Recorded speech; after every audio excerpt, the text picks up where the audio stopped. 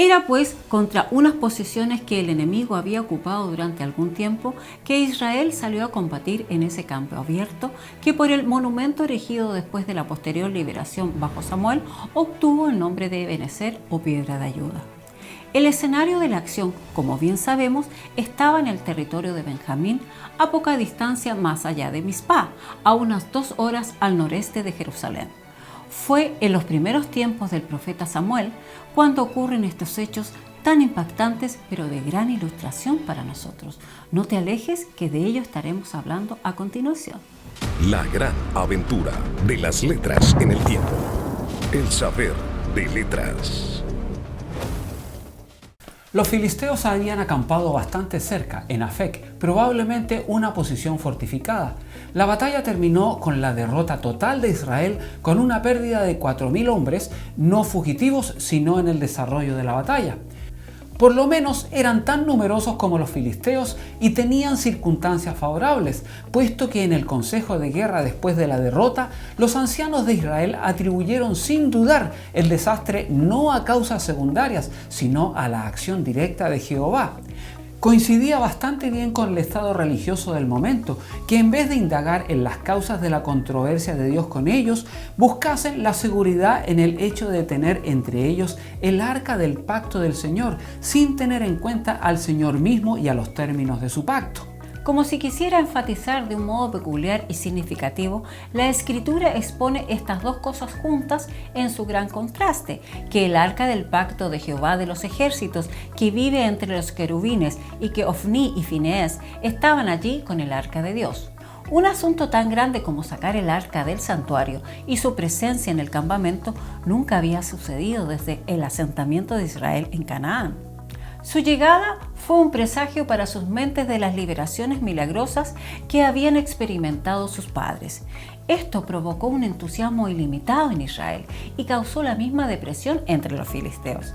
Pero pronto reinó un nuevo estado de ánimo, tanto si consideramos las palabras del versículo 9 de los líderes filisteos dirigidos a sus abatidos seguidores, o como la resolución desesperada de hombres que sentían que se lo estaban jugando todo. Esta vez no esperaban a que Israel los atacara. En la subsiguiente batalla, en la huida de Israel, el suelo quedó sembrado al menos de 30.000 cadáveres.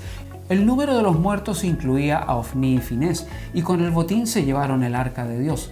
Con toda la fiereza comenzó el juicio en la casa de Elí, y de este modo tan terrible Dios les dio la lección de que incluso el símbolo más sagrado relacionado con su presencia inmediata era en sí mismo simplemente madera y oro, incapacitado tanto para hacer maravillas como para ser incluso tomado y llevado por otros. Las noticias de esta derrota abrasadora no tardaron en llegar a Silo. El sumo sacerdote Elí se hallaba sentado precisamente fuera de la puerta del santuario, junto al camino por donde tenía que llegar un mensajero del campo de batalla. Sus ojos habían sido endurecidos por la edad, pero su oído estaba pendiente con un corazón ansioso de recibir las noticias esperadas. El juicio anunciado de antemano, la presencia de sus 2 hijos en el ejército en el campo de batalla, la toma del arca sin ninguna autoridad divina por órdenes de personas supersticiosas, lo debió llenar de tristes sospechas. ¿Había hecho bien al consentir en todo esto? ¿Había sido un padre fiel, un sacerdote fiel, un fiel guardián del santuario? Entonces le llegó un ruido confuso como de un tumulto. Subiendo por las laderas en dirección a Silo, con los vestidos rotos y la cabeza cubierta de tierra, en muestra de su más profundo sentimiento, corría un benjaminita, un fugitivo del ejército.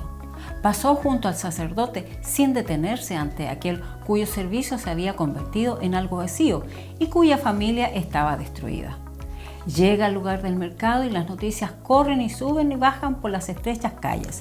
Se reúnen a su alrededor, lloran, claman en la crueldad de su dolor, y el ruido del lloro se oye desde donde está el anciano sentado solo, esperando las noticias. El mensajero es llevado ante él. El cuádruple desastre cae golpe a golpe sobre él. Israel ha huido. Ha habido una gran mortandad entre la gente.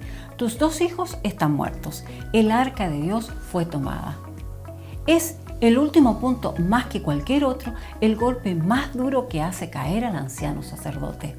Al oír acerca del arca de Dios, cae de espaldas inconsciente y muere en la caída junto a la puerta del santuario. Así terminó su obra como juez durante 40 años. Todavía queda una escena de terror. En su casa yace la esposa de Finés con los dolores y la esperanza del alumbramiento. Y las noticias llegaron también hasta esa habitación a oscuras. Se juntan a su alrededor como las sombras de la muerte.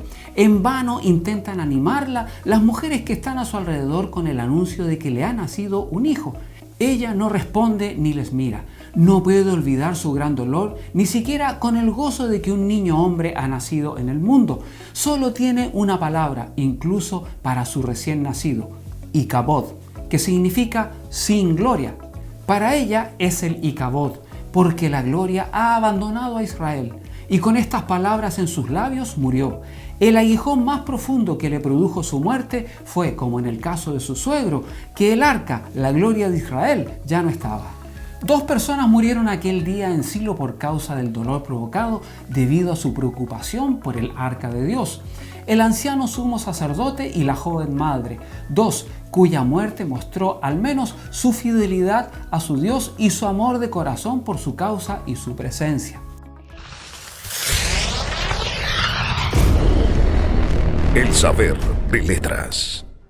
Tal vez una reacción genuina pero un tanto tardía. Este tipo de situaciones suele suceder cuando nos desenfocamos y el objeto de nuestra fe comienza a quedar de lado. Se extravía también nuestro pensamiento del alineamiento divino y ponemos mayormente nuestra confianza en lo superficial, esperando que ello también reemplace nuestro esfuerzo en el cumplimiento del deber.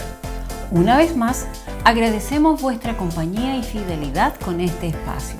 Les invitamos a seguirnos y compartir estos programas para beneficio de muchos. Un abrazo y nos encontramos nuevamente la próxima semana aquí en El Saber de Letras. Hasta pronto. Adiós.